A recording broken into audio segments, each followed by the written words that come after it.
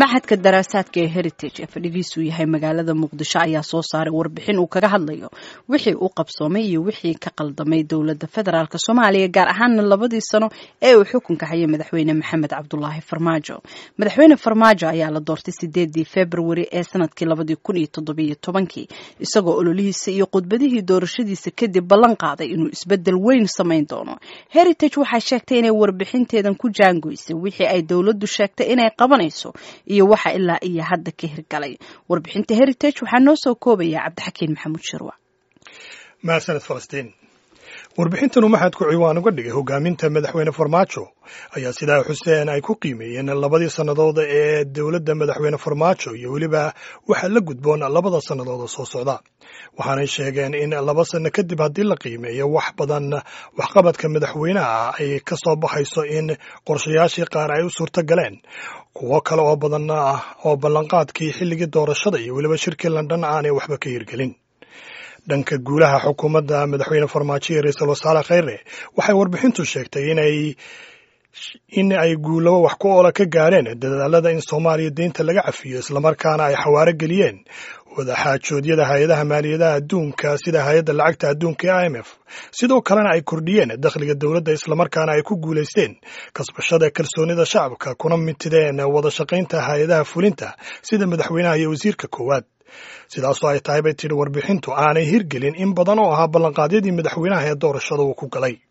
geesta kale waxa ay warbixintu sheegtay in ay soo tari waayeen ballanqaadyadii madaxweyne Farmaajo ahaa in xukuumaddiisu ay al-shabaab kaga adkaanayso 2 sano balse taasi iska badbaayay waxay tiri warbixintu ay ku guuldaraysatay in uu hirgeliyo in ballanqaadkii ahaa in uu furayo jidadka Muqdisho oo in badan ay si joogto ah u xidhan yihiin kuwo kalena ay xidhaantoodu soo noqnoqoto. dhanka siyaasadda arrimaha dibadda waxay warbixintu sheegtay in 2 sannadood la soo dhaafay uu hareeyay jahawareer iyo isqabqabsi dowladda federaalka iyo waliba dowlad goboleedyada si awood sheegasho ah waxaanay warbixintu xustay shaqo ka eridii madaxweynuhu ku sameeyay guddoomiyaasha baarlamaanka iyo maxkamadda sare taasoo ay tilmaantay inay noqotay tallaabo ka yaabisay xitaa taageerayaasha madaxweynaha. waxayna suurtagelin bay tiri warbixintu in go'aan siyaasadeed oo loo dhan yahay laga gaaro qodobada dastuurka ee weli aan laga heshiin kuwaasoo ahmiyad gaara u leh hirgelinta doorashada 2020 sidoo kale aan heshiis buuxa oo la isku raacsan yahay laga gaarin hanaanka doorasho ee Soomaaliya ay qaadanayso sanadka 2020 taasoo ay warbixintu sheegtay in ay sii fogeynayso suurtagalnimada doorasho qof iyo cod ah oo inay dhacdo sanadka 2020. waxa kale oo tilmaantay inaanay suurtagelin in la adkeeyo dhidibadana loo aaso hanaanka federaaleynta iyana oo ay maamul goboleedyadu aanay ka sii xoogaysan kana sii maamul wanaagsanaanin sida ay ahaayeen 2 sano ka hor. xagga siyaasadda arrimaha dibadda waxay sheegtay inay daciif amaba xumaadeen xiriirka ay Soomaaliya la leedahay dowladaha iyo waliba hay'adaha ay sanadahan dambe sida aadka ugu tiirsanayd sida qaramada midoobay. in badan dalalka reer Yurub, Turkiga, Uganda iyo Sacuudiga iyo waliba Imaaraadka oo Khaliija kuwa xiriirka ganacsi ee ugu baahan ay Soomaaliya la leedahay iyo waliba Djibouti oo ay bay yiraahdeen ama ay warbixintu sheegtay wadan walaal dhow isla markaana saaxiibo dhow Soomaaliya waxaanay noqdeen bay tiri dalal faraha hal gacan lagu tirin karo. dhanka musuqmaasuqa waxay warbixintu sheegtay in aad loo hadalhayo la dagaalankiisa waxaana jira bay tiri daahfurnaan muuqata oo ku aadan dakhliga iyo waliba ay dowladdu soo ururisay waliba bixinta kharashyada. dhinaca kale dhaqaalaha xukuumadda Qatar ka soo galay dowladda Farmaajo iyo waliba sida ay u isticmaasho waxay noqotay bay tiri in waxaan wax badan laga ogeyn aad loo hadalhayo. dhinaca kale waxay tilmaantay warbixintu in ay dowladdu xakamaysay saxaafadda madaxa bannaan iyadoo caadaysatay inay qaado olole baahsan oo isgadid ah iyo waliba propaganda ah taas oo ujeedadiisu tahay in madax ka qabsasho shacabka allahood aan leeyahay waa sida ay warbixintu hadalka u dhigtay. xukuumadda madaxweyne Farmaajo iyo Khayre waxay argagixiso ku sheegeen bay tiri warbixintu muwaadiniin una gacan geliyeen Itoobiya balse waxay xuseen madaxweynuhu in uu dhowaan ku dhiiraday in saxaafadda madaxa bannaan oo dowladdiisa dhalisha uu ku tilmaamo kuwa baahiya colaadaha.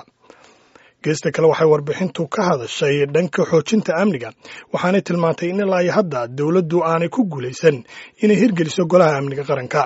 ugu dambayntiina waxay warbixintu soo saartay qodobo tala soo jeedin oo ku qotoma qodobadaasi ay warbixinta kaga hadleen. mahadsaned cabdixakiin maxamuud shirwac ayaa warbixintaasi noo soo koobaya oo stuudiyaha nagu weheliya. jacfar hayan. haddaba warbixintan iyo waxa ay heritage ku salaysay ayuu isla cabdixakiin maxamuud shirwac weydiiyey cabdirashiid khaliif xaashi madaxa macadka heritage oo uu khadka telefoonka muqdisho kula xidhiidhay. daraasadan waa midii aan samayn jirnay noocaasi ka mid tahay waxaana ku eegnay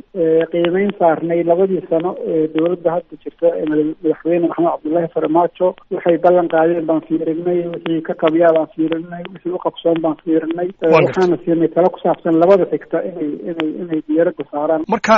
labadaas sannadood ee aad tilmaantay dowladdu ay joogtay ee warbixintan ka soo saarteen maxaad ku qutumiseen ma qiyaaska ama qiyaastaad qaadanayseen iyo dhinacyadaad eegteen maxay tahay? su-aal aada muhiim ah weeye.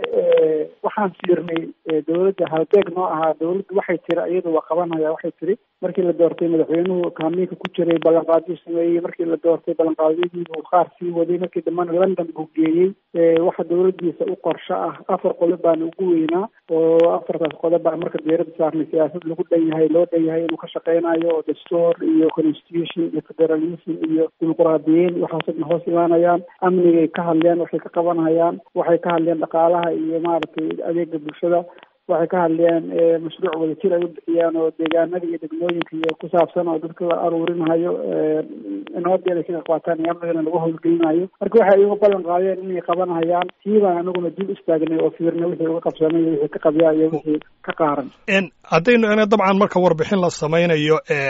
waxaa la isticmaalaa methodology ama hanaan baa la isticmaalaa loo maro meelo gaara laga raadiyaa oo nidaamkaa la marayo iyadoo lagu inta badan sal looga dhigayo. muxuu yahay hanaankaad isticmaasheen aad warbixinta ku soo ururiseen dad nooceeyaad ka soo ururiseen si aad ku soo hesheen xogtan? anagu afti dadweyne iyo maaragtay survey maana qaadin oo dadkii maana tegin waxaan kugu eriba shirkii London barnaamijka dowladdu geysay oo tiri waa qabanaynayo 4 maaragtay tobood oo waaweyn ka koobnaa amni lahaa amnigii baan fiirinay amnigii waxay uga qabsaday magaaladii baan ku noolahay dalkii baan joognaayo wixii dhacahaya iyo amnigii oo dhan baa laga socdaabaan wixii ka qabsamay iyo wixii ay dheheen saasaan yeelina waa jirtay shirkadana barnaamij ballaaran baa la geeyey bulshada caalamka iyo deeqbixiyaashana heshiis bay kula galeen barnaamijkaas in loo maalgeliyo. marka barnaamij ballaaran bay may maaragtay 2017 kii madaxweynuhu geeyey markii baan fiirnay kaas adeegteen way loo dhayahay aan fiirnay dastuurkii baan fiirnay marka wixii ayagu ay ballan qaadeen baan dib istaagnay markaasaan mid walba waxaan idhi kantaan uga qabsaday tanaa ka qabiasaan maxaa yeela. waan gartay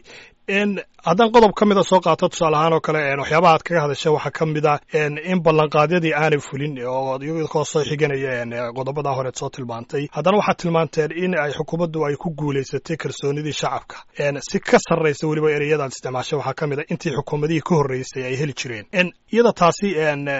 say isu qabanaysaa in ay aanay ballanqaadyadiina fulin haddana kalsoonidii shacabka ay haystaan? waa su-aal aad iyo aad u fiican weeye oo runtiina u baahan yahay in aada loo sii baaro waana la taxliilin karaa laftigeeda. shacabku dowlad bay rabaan dowlad kasoo timi dowladda cabdiqaasim belidogle uu kasoo degay ilaa xamar bay taxanaayeen tii sheekh shariif saas usoo dhaweeyeen tii cabdullahi yuusuf afkoya dad uga hortegay inkastoo fadaa tiiso ay helid badan ku socotay xasan sheekh waa saasaa la ahaa. marka dadkan aad bay dowlad u rabaan waa dad cer yar oo wax badan xataa aan dowladda ka dalbanahayn oo dowladnimo aada u hamuun uga qabo weeye aadna ugu maaragtay ugu seeta dheereenaya dowladda iyo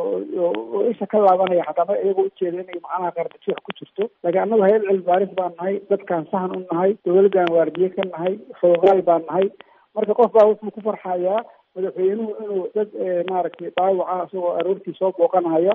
maaragtay islaan jibka xaaqaysa oo maaragtay ku daawada ku istaagay oo dhunkaday oo salaamay taas hadda wax laysaga farxo weeye. laakiin dowladdan 4 sano mandate iyo shaqa laga rabaa shaqadaasaa lagu qiimeynaya amnigii waa la fiirinayaa maka daray maka ficaaday wixii la gaari karay ma la gaaray. marka hay-adaha cilmi baarista shaqadoodu alalaf iyo sacab maahan inay guulaysataan rabnaa 6 qodob laakiin haddaanay cabdirashiid waan ku talinayna inay ku guulaysan karto. marka laakiin cabdirashiid haddaanay waxba qabanin saa tilmaanteen oo ay waxqabadkii aanay samaynin ballanqaadyadii aan idhaahdo haddaanay ballanqaadyadii fulin haddana si kalsoonidan ku heleen ballanqaadyo waxyaaba badan baa ka fulay hadda dhaqaale waana sheegnay ka fulay waxbaa ka fulay oo ma aan oran kulligood maaragtay way ku wada fashilantay way gaabisay way luudaysaa socodka ha xoojiso badan baa ku jirta marka dhaqaalahoo kale hadda marka la dhahayo adduunka xoogaa kalsooniga kasoo cosatay deyn baa la siiyey lacag baa la siiyey deyn bay rajo qabtaa in la siiyo deynta in laga dhaafirasiyo marka wixii ay ku ficnayn dadku way arkaan ugu dambeyn cabdirashiid haddaan ku weydiiyo haddaynu si guud u eegno waxaad ka hadasheen dowladda wixii u qabsoomay iyo waxaan qabsoomina ballanqaadyada aan ka qabsoomin maxaa tala soo jeedina tusaale ahaan oo kale xal maxaa idinku muuqday markaad aragteen waxyaabahan aad soo ururiseen eed warbixinta kusoo saarteen annaga dowladda waxaan kula talnay inay laba kaclayso 2 sana hadda ay waxaan qabatay wax badan qabyo ka yihiin wax badan qabyo ka yihiin inay laba kaclaysaan kula talnay waxaan xooga saarnay siyaasadda inay dejiso gobollada la heshiiso siyaasiyiinta iyo xisbiyada iyo xildhibaanada iyo mucaaradka xamar la degan oo federaalka heer federaal siyaasadda ka ciyaara ay la heshiiso waxaan kula talnay inay somaliland la heshiiso oo ay ubax qoyan oo nabad la aado waxaan la heshiina wixii xoog iyo caqli iyo tala aan ku talna wixii xoog iyo caqli iyo tala hayaan iyo gobollada iyo soomaalida inay isu geeyaan in amniga la sugo oo shabaabka dalka weerarinaya laga qabto waxaan kula talna khayraadka iyo jaasiirka soomaaliyeed iyo waxaas inaysan fasax u haysan markii doorasho qof iyo cod ay dhacdo oo dadkan ay idan buuxa ay dadka madaxda siiyaan markaas la gudagalo oo gacmaynta laga daayo waxaan kula talnay in international communityga xiriirka lala leeyahay oo hadda ay meelo badan iska macnaha mugdiyaal iska soo galeen ay wax ka qabtaa beri waxaa laisku dowladaha adduunka waxay isku dagaalama macnaha ku tartamayeen turkiya iyo ingiriis iyo UN iyo African Union iyo carabta iyo annaga Soomaaliya saaxiib la annaga u dhow annaga gacan qabanayna annaga ehel u ah hadda waxaa moodaa xoogaa in macnaha bil saddexaad la noqday diiran la kala qaaday dadkii laisku wada xoogaa murqacday xiriirka adduunka aan lalahayn sidii hore ahayn inay xiriirka adduunka soo celiyaan oo xiriirka wanaajiyaan oo dal iyo labo aysa maaragtay aysa isu kookudin marka guud ahaan wax ayaga anfacaya annagana na anfacaya sababtoo baabuur ay wadaan baan saaran nahay waan soo bandhignay kaasi waxa uu ahaa cabdirashiid khaliif xaashi madaxa macadka heritage oo